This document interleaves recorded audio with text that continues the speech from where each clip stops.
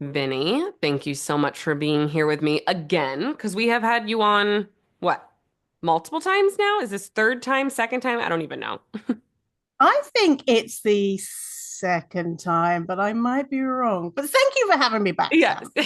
I think it's the second time, and you've done work with the Find Food Freedom team. So again, I've That's seen your yeah, face hmm before virtually many times. So for those listening who have never come across your work before, which I'm hoping the majority have, but can you give us a little elevator pitch of who you are and what you do and what you dedicate, your life's work towards? Yeah. So I'm Vinny, my pronouns are they, them, and I have two companies. One is Fierce Fatty, which is probably where most people know me from. And for the last 10 years, I've been helping people unlearn anti-fat bias, so individuals. And then my other company is Weight Inclusive Consulting, where I help organizations make their organization weight neutral, size inclusive. And yeah, it's my dream job. So that's me. That's what I do. And then on Instagram, you can come follow me at Fierce Fatty, which is where all the fun stuff happens. Yes. And that is where I first found you. And that's incredible. I didn't know it was kind of two separate entities, but of course it all falls under you and you are the brand, if you will. Yeah, Um, yeah, yeah. so, today's conversation I'm really, really excited to talk about because this is something that comes up in session with clients every every single time we work with a client. There's this absolutely comes up is medical weight stigma and weight stigma Mm-hmm. that happens when we are at the doctor's office, when we are meeting with a medical professional. So you just put together this incredible comprehensive survey. So can you tell us, first of all, what is this survey and how did it come about? What was the why behind it of why you wanted to get started and do something so extensive? Yeah. So originally, I think it was almost a year ago now. I would ask people about their experiences on Instagram, right? And I'd be like, "Tell me about your experiences with weight loss surgery. Tell me about your experiences at work." Blah blah blah.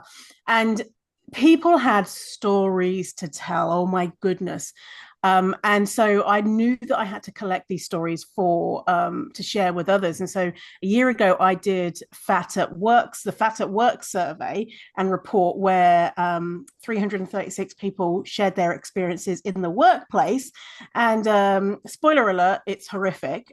And the 95% of people reported experiencing bias in the workplace. So after that, I was like, okay, well, the other big area that people report bias is in healthcare. And so then I started the healthcare survey, which we got 270 people to respond to the survey and share stories, which were just I think a lot of us will in the know around anti-fat bias will say it's not surprising, but still so surprising about how egregious these stories were, and then also looked at all the statistics that go along with what people were saying too. So what was the thought behind it, and now it's a big report. You can get it for free. Yes. And of course, we're going to put the link in the show notes where people can go, they can download it. I believe is it 82 pages? 82 pages. Yes, I Yeah, have it pulled it's up big. here. Yeah. Incredible. Well, I want to talk about too, I have not read it word for word yet. It is on Well, my hang on list a to minute. do. You've not read the whole I have not 82 read the pages? whole thing yet, but I have skimmed it very much, like as quickly as my brain could, Yeah, yeah, because yeah. like I told you, I Same. let our team know about it because it's such an incredible resource that validates and puts words to what our clients are experiencing.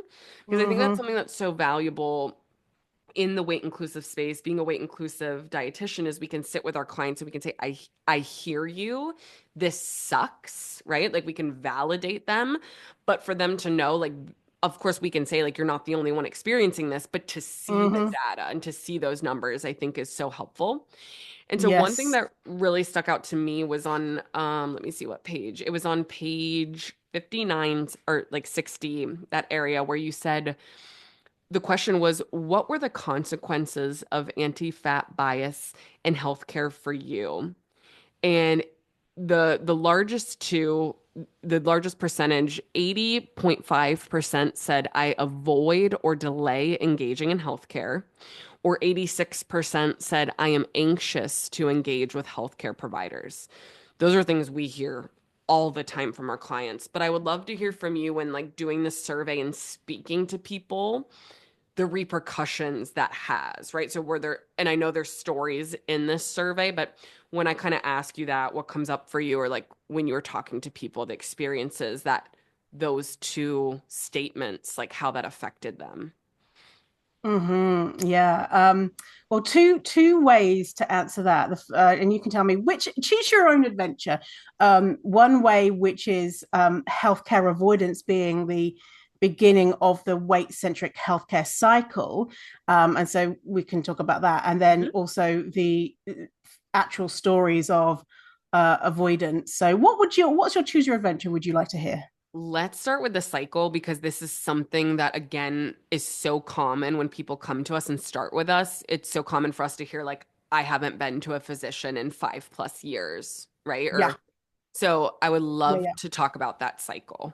Yeah. So, for those who are interested, if you go to page 21, then you'll see what the weight centric healthcare cycle is. And so I created this cycle from seeing the same things coming up and again and again by looking at all of these stories. People were saying that first off, they were avoiding healthcare, and for very good reasons because of what happens further along in the cycle. It makes absolute total sense that avoiding healthcare is sometimes protective of your healthcare because of the horrible shit that fat people experience. So that's the top of the healthcare, the weight-centric healthcare cycle. Then we move into denied healthcare. So a lot of fat folks are told to lose weight before being allowed to even meet with a healthcare provider. So, for example, IVF, to be able to access that, a lot of clinics say don't even contact us if your BMI is over XYZ, or gender affirmation surgery. So you can't even speak to a healthcare provider face to face. For those who are able to get past that step, then they're being denied evidence-based healthcare. And so it's, oh, well, here comes a fat person. Whatever their issue is, it's caused by their weight, and the prescription is a diet. And as we know, diets have a 95+% failure rate, so it's not evidence-based healthcare. If we get past that, then we get to infrastructural and institutional inequities. So things like equipment isn't accessible, BMI cutoffs at an institutional level, no training on fat bodies. For example, BMI cuffs being too small, or MRI machines being too small, and then being blamed on the healthcare seeker for that issue, which is an infrastructural issue. So we've experienced that. Now we're moving to provider bias, which is the number one thing that people reported. And we can think, well, provider bias, how impactful can that be? Incredibly impactful. Just a flippant comment, which maybe the healthcare provider doesn't think twice about, can change the trajectory of someone's life, literally. If we get past that, then we have worse outcomes. Because of all of this, fat patients have poorer outcomes, which could lead to death, which are then attributed to the person being fat. Well, of course they have poorer health outcomes. Makes it they're fat. We all know fat people are unhealthy. And then we get back to the beginning, avoid healthcare, because you would if you've experienced those things. So that's the weight-centric healthcare cycle. And it is something that we have in many places in the world. And it's something that is not great and we need to move away from. Thank you so much for taking time to explain that. And I'm looking at the image right now, and we will definitely like clip that and put it on a slide if we have your approval there when we talk about this and share these Well, clips. I have an Instagram post that has this Perfect. broken down. Well, then we're gonna have that. We're just gonna showcase that because I think again, I'm such a big visual learner, and I think Me seeing this, too. it just makes so much sense. And this reminds me of the diet cycle. Like I always talk about the diet cycle of like restrict something as long as you can until you binge, then feel guilt and shame, then feel, Yes. out of control around food, then feel like you need to go on another diet. And it just keeps you stuck. And this is that same, there's so many cycles that exist within diet culture, weight-centric care. So Mm-hmm. before we got on, I knew obviously what we were going to speak about, and I want to hear some of the stories of the people that you spoke to. But I had found a DM, and I had actually tagged you in this as a resource for our following to go and, learn more from. This was back in 2023. I got a Mm-hmm. DM from someone saying, it is like this. So I'm going to read what they wrote. It's not too long, but they wrote, I want to share this. It is so hard and I am still processing everything, but I have been dealing with back pain for well over 2 to 3 years. Every time I bring it up to the doctor, she has told me it was important for me to lose weight, and that adds stress to my lower back and stress to being a mom. Last week, my pain was so strong, I ended up in the emergency room. They sent me home. They said it will improve with exercise and losing weight. The next day, I could not walk. They finally did an MRI, and I was diagnosed with kidney cancer. I am angry and heartbroken. I really hope you read this. I want my story to be told. I might die, but I want it to be told. And so I took a screenshot of this and shared it, and it went, very viral, and people were like, "Oh my gosh, I can't believe this happened." But I know, speaking to you, this is something you hear all the time. And like you had, before you started talking about the cycle, you talked about how like this can lead to death. And this is a Mm-hmm. perfect example of how this person was dismissed because of the size of their body, that if they would have just been given proper, unbiased health care, right? How can we help you? What is the care we would give to somebody that resides in a smaller body? This could have been caught very early. So I want to give you a chance to respond to that, what's coming up for you, and then any place you want to kind of take it from there, of whether it's sharing more stories from the survey or just anything you Yeah. think that's important to know. Yeah, that's so awful and also not surprising, unfortunately. Um, and I wanted to share a couple of stories, one from Sarah and one from Tam. So, um, if you're interested in learning more about Sarah and Tam's stories, they're going to be on my podcast for the next episode. Okay. But these are both stories that are resulting in death. And so trigger warning if that's not your cup of tea to skip forward. So we'll start with Sarah, a queer super fat woman in the UK, and she was going to the doctor because she had all of the symptoms for ovarian cancer. Um, she was feeling sick and it just didn't feel well. And for 2 years, she was told to go away, lose weight, and sometimes she'd be given anti-nausea medication. After 2 years of this, eventually she met a doctor who was also fat. That doctor put her hands on Sarah for the first time. So no other doctor had examined her. They just said, go away, you're fat. That's the reason for your symptoms. The doctor felt a huge mass in her abdomen that was encroaching on her lungs. If any doctor had even taken a second to examine her, they would have found this because it had been growing for a long time. Um, Sarah then was referred to emergency where they tried to scan her, but it was like almost like a circus show. They got 5 people in the room to try and force her body in a scanning machine in an MRI, and the MRI was too small, so she couldn't get diagnosed. So she had to be delayed another 6 weeks to be able to find a machine that was appropriately sized. They did surgery on her and they found a 4 kilogram tumor, and she had ovarian and womb cancer and was given a 4 year prognosis.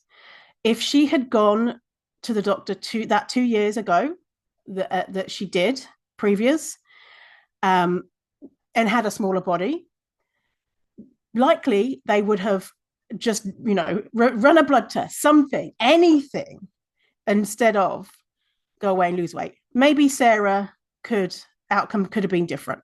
I mean, I think that's quite likely. Even during her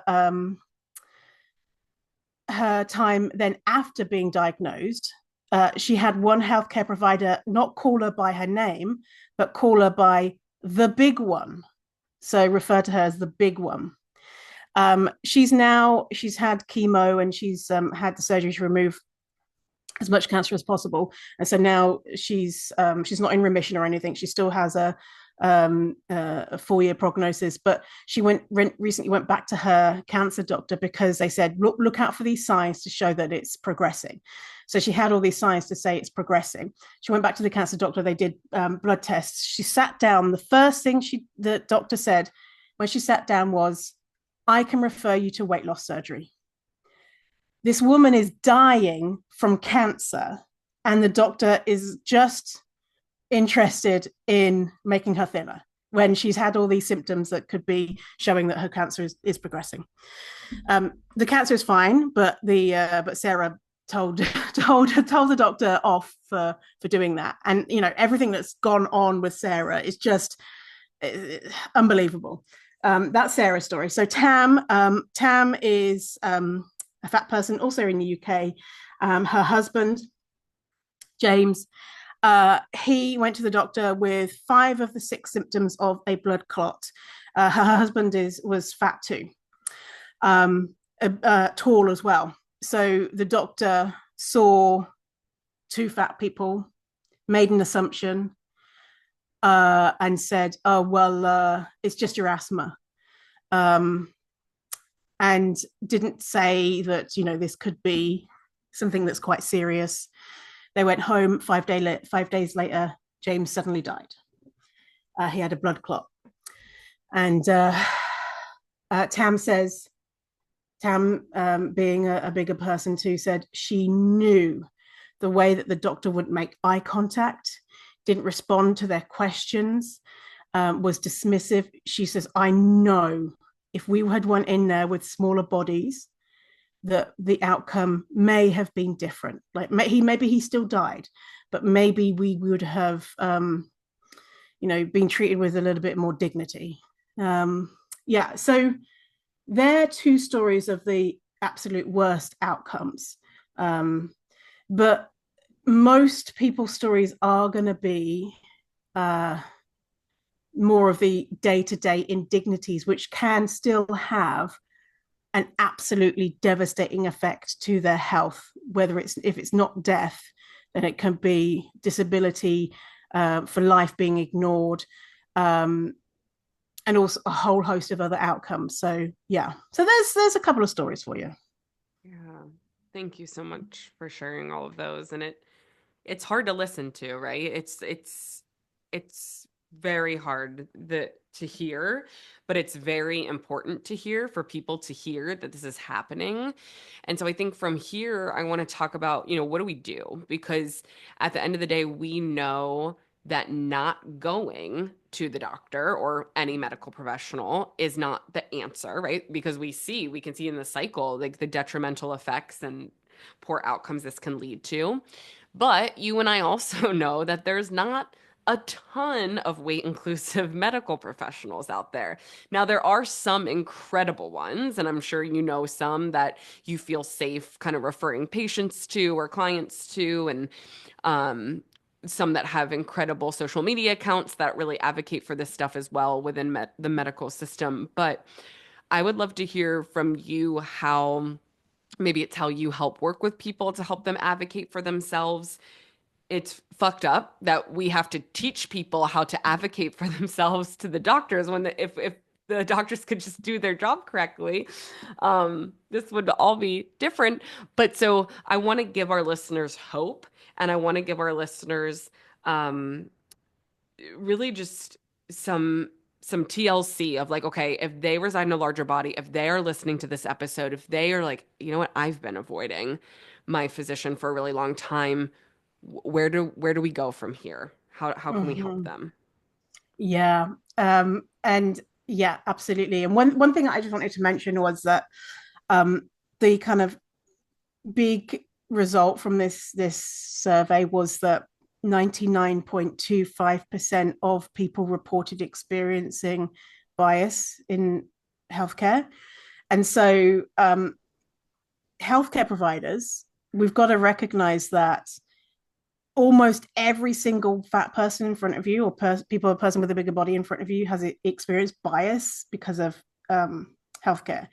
And so to keep that in mind for Well, fat could we folks, stop there for a second, Vinny? I actually yeah. would love to continue here because that is why I want to like raise my hand as an example of someone who has caused harm and Mm, is still learning and evolving. And that's why we brought you on, years ago, and hopefully will continue to do so, as it's so important as healthcare professionals to take, to step forward and say we cause harm and we all have bias within us, and it is our job to unlearn and to take accountability. And once we know better, to do better. And so I want to, I don't want to sit here as this like righteous person being like, and we do it all right. And here's, like, so I thank you for saying that. And that is such an incredible, it's scary, but it's an incredible stat to show because, or to talk about, because everybody in some way, shape, or form, for the majority, has experienced this. And we can't mm, let that stop us from going to yeah, a professional. But yeah. I thank you for the work that you do because you help all different kinds of, medical professionals and people in general overcome their fat bias that they hold. So Yeah, I just yep, wanted yep. to state that because I don't want it to come across as like find food freedom is perfect and come over here. Like we are learning, we are evolving. I used to be a very fucked up diet culture dietitian giving people 1,200 calorie meal plans, and look how Oh far my we've goodness. come. So Yeah, right. you Yeah, yeah, can yeah. you can change. Yeah. Yes, 100%. And same. I'm more like fat positive now, but before I was not, definitely not. Yeah, because we grew up Um, in this fucked up world, right? yeah, exactly. Yeah. And I think just to offer that sense of hope for people, something that really surprised me in this survey was the amount of people saying that they had experienced fat positive care. I was really surprised. That's surprising Um, for me to even hear. yeah, it's not a huge amount. Like it wasn't like 50% of people were saying, yeah, man, it's great. Contrary, but I feel like the difference from even 5 years ago, definitely 10 years ago, that people know about this and healthcare providers know they shouldn't just be like, you're a disgusting fat person. There might Hmm. be a little more, maybe a little bit more gentle in their bigotry, but it's still there. But a lot of people are saying, yes, I've experienced it and it's life changing. It's amazing. Um, for folks who are scared to go, oh, I know, I hear, oh my goodness. Let me tell you, as a fat person, I do this for my job.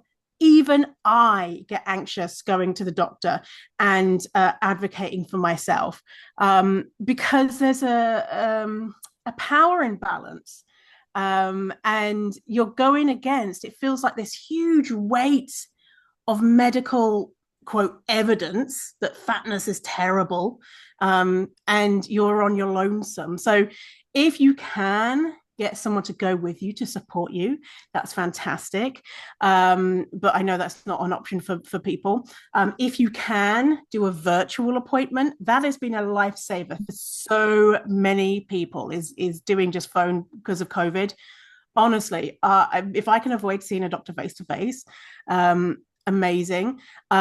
You may decide to come up with a way to navigate an appointment in a way that's best suited to you. So you could be a sassy person and be like, no, I'm not going to be weighed. And no, actually, that's not true. But that's not most people's personalities, even if they are sassy on the outside world, because I'm a sassy person, but I wouldn't probably go into an appointment and be like, no, not getting weighed, fuck you. I'd be like, oh no, thank you. And it could be that you smile and nod when they say, have you considered weight loss? And then, say, yeah, absolutely, I'll do that. And what else can you provide?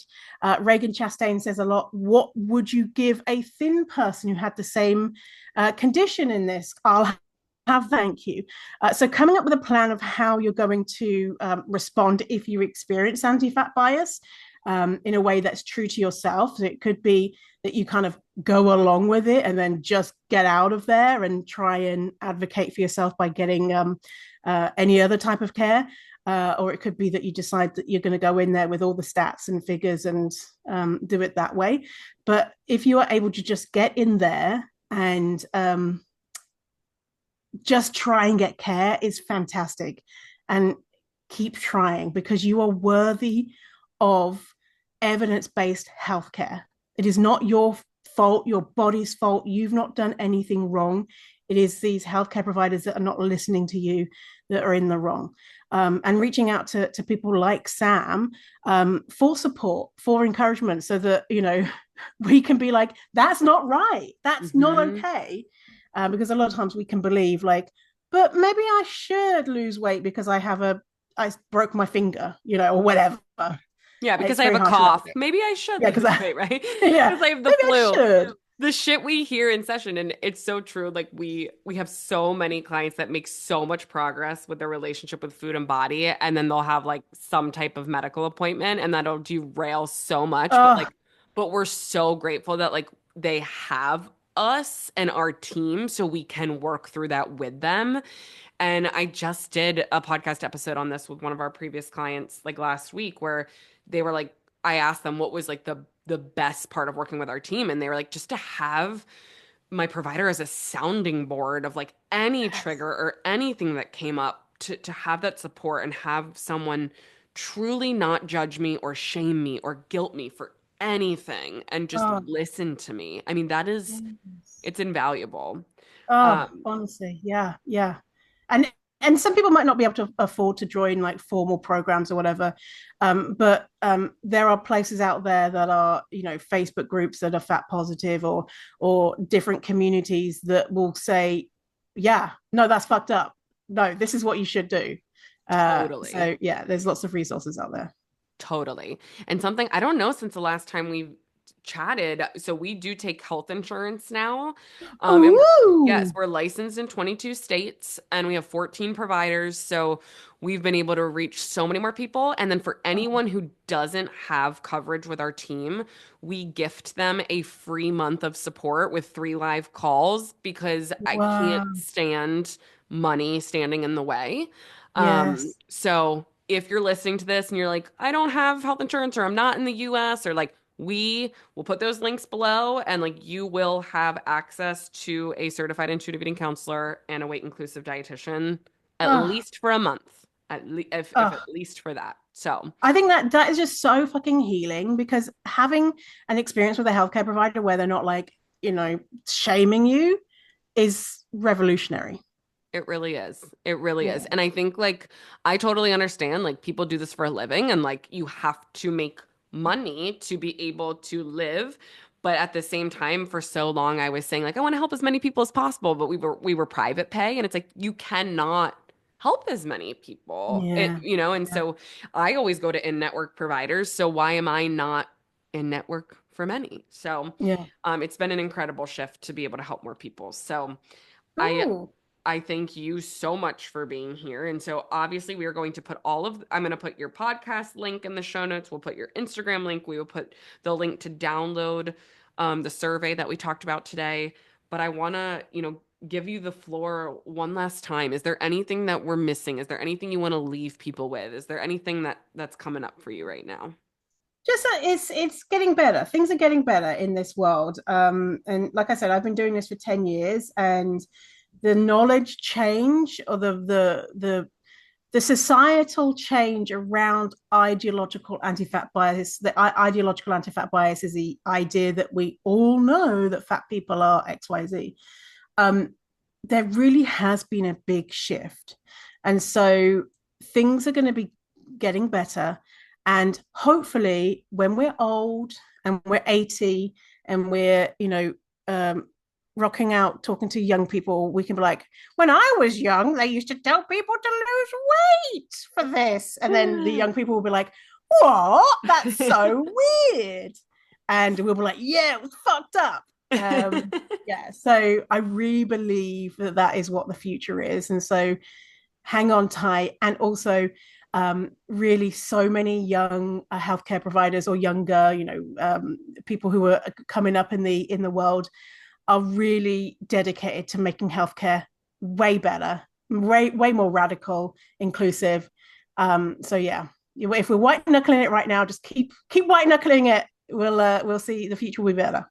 I love hearing that from you because sometimes it feels like I'm screaming and nobody's listening. So I'm Yeah. happy to hear that you're hopeful and I always say I do this work so potentially one day when I'm not around anymore, like we leave the world a better place for those that come after Yeah. us. So we will keep on keeping on.